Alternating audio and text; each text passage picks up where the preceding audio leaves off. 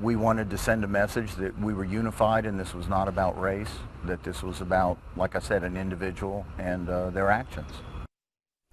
A juror is speaking out about the trial of BISD's Jessie Haynes, what led the jury to a guilty verdict, and addressing comments made after a heated trial. Good evening, I'm Jennifer Gordy. Thank you for joining us this evening. A juror in the trial of Jessie Haynes tells KFDM News their decision was, quote, cut and dry.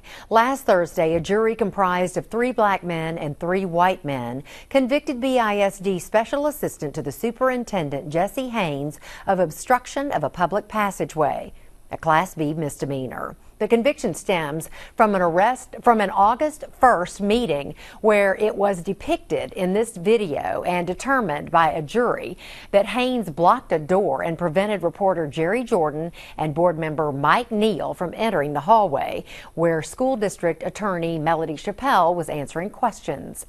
After a 4-day trial and guilty verdict, Judge Langston Adams sentenced Haynes to 2 years probation, a $2,000 fine, 100 hours of community service, an anger management program, and impulse control and behavior modification classes. He also sentenced her to 90 days in jail and suspended the sentence. That means she won't serve time if she follows the terms of probation. Haynes rejected a plea deal at the outset of the trial where she would have received a 1-year deferred sentence and a $1,000 fine in exchange for a guilty plea. Following the trial, some community members said race was an issue in the trial. KFDM's Haley Boole sat down with one juror to discuss what led to their guilty verdict and the message they want the public to hear. Days after a jury convicted Jessie Haynes of obstructing a public passageway, I was surprised at a lot of the comments that came out in the public. one juror is ready to talk. He asked we not use his name or show his face. It was cut and dry to us. After the juror says he saw the evidence. It includes this video used by the prosecution. Haynes prevented journalist Jerry Jordan from going down a hallway where a BISD attorney was answering questions. Haynes also prevented board member Mike Neal from entering to find out what was going on. It's hard to refute video evidence. Everyone raised their hand immediately as to guilty, and there was nobody, everyone said they strongly felt that way. Following 4 days of the trial and 45 minutes of deliberation between the 3 black men and 3 white men on the jury panel, the black gentleman said, we want to send a sign to the community. We want to show that we're in unity. So during this whole trial, you know, we have just sat wherever, haphazardly.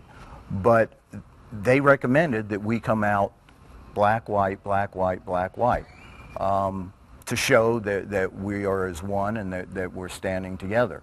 Inside the courtroom, a message of unity. Outside, some community members suggested racism was a factor in the verdict. This was nothing about race, and we made that very clear to each other, all of us jurors, and we all felt strongly in that manner that this was about an individual.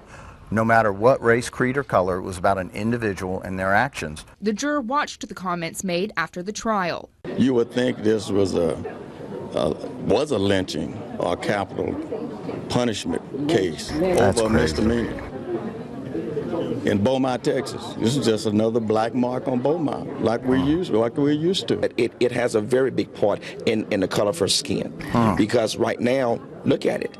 And anyone else would have been convicted of a misdemeanor. If you were in the same courtroom and saw the same evidence as I did, then you really have me bewildered, because I don't know where you would come up with those comments. The juror says the outcome was based on facts.